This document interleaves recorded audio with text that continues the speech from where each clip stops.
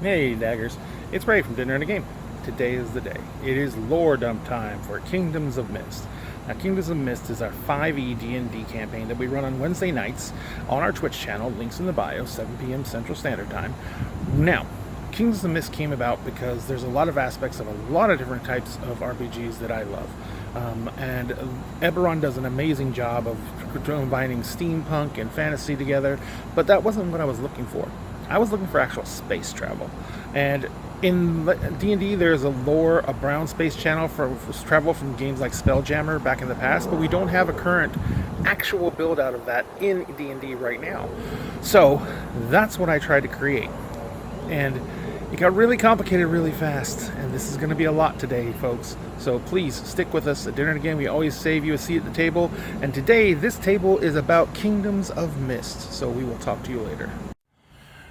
Hello, Daggers. This is Ray, and today is the day. We're going to start the lore dumps for Kingdoms of Mist, our D&D 5e fantasy campaign that we run on Wednesday night, 7 p.m. Central Standard Time on Twitch. Links are in the bio. But I wanted to start out by saying that Kingdoms of Mist is a game that is very heavily influenced by a lot of other games and a lot of other stories, and I've mentioned them multiple times. But the reason for that is this. I love the aspects of high sea adventure. I love the aspects of swashbuckling and everything like that, but I also love sci-fi. I wanted to combine the two, but I didn't want to lose the fantasy feel. And Eberron does a great job of this, but there's something missing. Space travel. So I wanted to figure out how to do that within D&D. This is going to be very complicated and very long. So this is the first video letting you know that today is the day we're going to do the lore dumps. It's going to be a lot. I'm sorry. I'll put it up as a whole video on YouTube later. Thank you so much for your time. We love you. Welcome to Dinner and a Game. We always save you a seat at the table. Hello again, Daggers. This is Ray. First thing I want to cover about Kingdoms of Mist is this is a game not set in a traditional single world. I wanted to create an ability to travel that did not depend on planetary travel. I wanted to go interplanetary. So I created a world based around some actual scientific concepts that don't actually work unless they have outside forces. So I took a bunch of planets and put them inside a gas giant, having them orbit two brown dwarf stars, which are very tiny stars, and don't really have even that great of a survivable habitable zone. But I put all these planets around it, and I made this inside the gas giant that had enough gases to where the planets themselves do not have atmospheres, really and truly. There is enough breathable matter around the planets that is just there. So that is the starting point. Lore Dump 2. So as we established, the physics behind this world don't work. I had to create something that would allow it to work, and the most obvious culprit is supernatural abilities or magic. And this is captured in the essence of the creature that is the onus for this entire universe, and that is the Mist Mother. The Mist Mother is an entity of unknown power, and she is basically the gas giant. The gas giant itself is her body, and everything that is contained within her is completely under her control, completely within her power, and completely hers to manipulate or source. So that is the way that I gave a contrivance, but also a plot point, to the power that keeps this world together. Next. Good day, Daggers. Part 4 of Kingdoms of Mist lore dump. So, we established that the Mist Mother is an intelligent entity made up of a gas giant, physically, but a powerful entity in her own right. Some of her abilities are the ability to manipulate all the environments within her, but outside of the gas giant, she also has the ability to coalesce her mental energies into an entity that can travel. And the reason that she learned this power is because one of the things she can also do is she can sense other minds. And she sensed that there were other creatures, sentient creatures out there. But she also knew that they were very far away. So she began to hone her powers, hone her abilities in a preparation to go on a great journey. So this is going to be the next part of the lore of how Kingdoms of Mist came to be. See you in a bit. Okay, so next part. The Mist Mother, of course, went and learned these skills, these abilities, and honed them because her intention was to reach out to these other minds she detected in an attempt to assuage her loneliness. She did, in fact, journey out, but she never contacted anyone. She was afraid. She didn't know how people would react to her. She found all these minds to be possessed by many different species on many different worlds, and all of them were very different from her. And this made her uneasy about reaching out to them, fearing that they would be afraid of her. So she spent quite a lot of time just drifting through space and observing these people. And it was the way she combated her loneliness to basically just be there and observe their lives. Next part in a little bit. So while the Mist Mother was observing these other people and trying to learn about them, she detected another presence, something that she had never felt before, a presence like her. But at the same time, it was completely not like her, where she was curious and where she was compassionate and lonely. This was angry and hungry and needy, and she felt this presence and was rightfully afraid. But before she could decide what to do, the presence also felt her.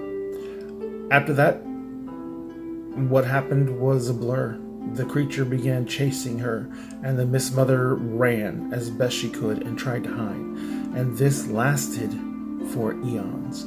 The Mist Mother always having just enough strength to keep out of its grasp, to keep ahead of it. But this creature always pursuing her, never giving her respite, never giving her rest. This lasted for longer than she can remember.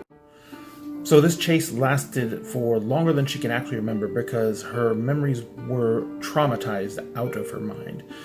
She has no quantification for how long this chase lasted. The first thing she can actively remember is being afraid and hiding and not being able to feel the presence. And she stayed in that hiding spot for even longer. As the terror receded and as she mentally healed from the trauma she had been going through, at least enough to start reaching out again, she found that she was greatly weakened, that the presence that she had created to travel with was not unlimited as she was inside her mist form. This presence was fading. So knowing that not knowing what would happen if this presence completely faded, she decided to do something drastic. Feeling herself fade, feeling herself weaken, and knowing that there was nothing left to lose, the Mist Mother left her hiding place, and she left it with a single and sole purpose. She streaked back to her original form. She was terrified that the creature that in her mind she had come to call the darkness would follow her back, and she had no idea what would happen if it found her actual physical body. So she streaked back to the mists that were her form, and she withdrew into herself for centuries. She was depressed. She was alone, and she felt that this would never ever change. Eventually, she made a resolution to herself that nothing was as bad as this. Her resolution was that she was going to go back out into the darkness and find those who were like her, who were lonely and alone, and who seemed to have no hope. And she was going to risk her very self to find these poor souls and bring them back and create a place for them to be safe inside her form, the safest place she knew of, the place that she felt the most powerful. And she was going to create a home for all of them and allow them to live there within her and be the people that she wanted, the people that she needed to help. It was a long journey, and it was a lot of planning. But she knew that with this purpose, it gave her a reason to continue. So the Mist Mother gathered her energies once again. This time, she had a purpose. She had a reason. So she went out into the universe and she began finding her family. She gathered them from every world she could reach. She went out on missions that at first were very, very short. But soon, as she became braver and she no longer felt the terrifying presence of the darkness, they became longer and farther afield. She began gathering people not just from the universe itself, but she discovered that there were other universes, parallel universes, universes that defied description. But nonetheless, there were still people who were outcasts. There were still people who were alone. And she was going to be their savior. She was going to be their mother. And she was going to bring them home. When the Mist Mother had finally gathered everyone that she could possibly find, she brought them home. Now, they were, of course, asleep, suspended, kept safe, while she prepared the places that they would call home. She brought together lost things in the universe, rogue planets drifting through space that she had encountered, huge asteroids that were just floating around, and she brought them all back. She used the mass from herself and from these things to create 6 unique worlds. These 6 worlds she made orbiting around the 2 small stars that made up the failed solar system that was supposed to have been what the Mist Mother became. All this she did for her new children, but it doesn't always go smooth. The Mist Mother did her best to make everything as perfect as she could, but this was an act of creation, something that she had never experimented with yet. There were a lot of hiccups along the way. Through those hiccups, there came to be quite a lot of stuff floating around. As this stuff drifted into orbits around the area, Mist Mother discovered that it was going to be very problematic. So, she created order out of the chaos. She had the 6 planets that she had originally intended, but she also had a large number of small planetoids, things that were just not big enough to be called planets, but actually still huge. This was the first hiccup she had. So in order for the Mist Mother to create order out of this chaos, she broke a lot of rules, universal rules that seem to be decently constant throughout the universe. One of these is for her worlds to be supported by that small area of livable space around these 2 tiny brown dwarf stars. She couldn't use a standard orbit, which is a flat planar orbit orbiting around the sun. She used a 360-degree orbital pattern to fit all these planets and all this debris around this one, in this one small habitable area. That was very complicated, and it created for a very complicated system for navigating and charting the locations for all these things. So there constantly are surprises and new things popping up. So celestial mechanics was not the only problem the Mist Mother encountered as she was trying to create this perfect worlds for her family. At first she only was going to utilize one world. She brought everyone together on it, and she populated the world with flora and fauna, allowed it to stabilize, and once it was perfect, she awoken her people. She told them what she had done.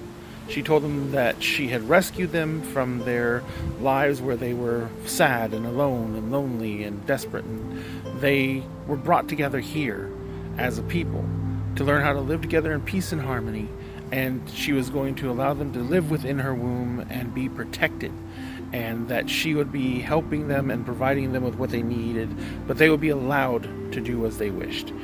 The first thing they did was rebel.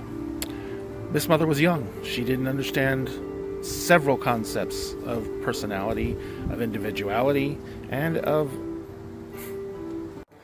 So the first attempt by the Mist Mother to create the perfect world ended in rebellion, and several more attempts ended the same way. She came to understand that if she left the knowledge and memories of their previous lives intact, that she would be faced with this type of reaction. She was confused. She didn't understand why. She failed to take into account that these people had, even though sad and lonely, they had lives, and they felt that they had choices, and that those choices were taken from them. Not all of them regretted the situation. Many of them were very grateful, but there was enough, a few, who were willing to risk everything because they thought that it was better to have a choice about whether or not they were miserable than to have no choice in how they continue to live. More in a minute. So the Mist Mother felt she had no choice. She decided that the only way she could go forward and make this succeed was to remove memories of their past lives from her children. She left their skills, she left their abilities. And because they were inside her very body, the Mist Mother could also control access to the gods they worshipped. Now, she made a deal. All the gods would be able to contact their followers. They could not tell them that they had been taken. They could not tell them that they were someplace where the gods may or may not have felt they did not belong. But all their followers would be allowed to practice their religions of choice and to proselytize for those deities and gain new followers if able. This was all part of the deals she made in order to wipe the minds of her children to make them safe. The Mist Mother also changed one more aspect of her plan. She created 6 worlds in total. 6 worlds that the children she had saved would be distributed across in order to separate them by some distance, making it a more of a struggle for them to connect to each other and giving generations worth of time that people would have time to forget, time to have these wounds heal, even have time for generations to pass that would allow them to come accustomed to this place and call it home. This was all part of how the Mist Mother created the Kingdoms of Mist. 6 separate planets inhabited by a slew of intelligent species, all trying to do their best to live a good life. So there you have it, ladies and gentlemen, the background lore for Kingdoms of Mist, our Wednesday night D&D 5e homebrew campaign. Of course, we're playing at a much further stage after this is all history. This is all past and come to be. The worlds themselves have been established for centuries now, actually thousands of years. And there is a lot of history behind the worlds. There are governments. There are all kinds of things that are happening now.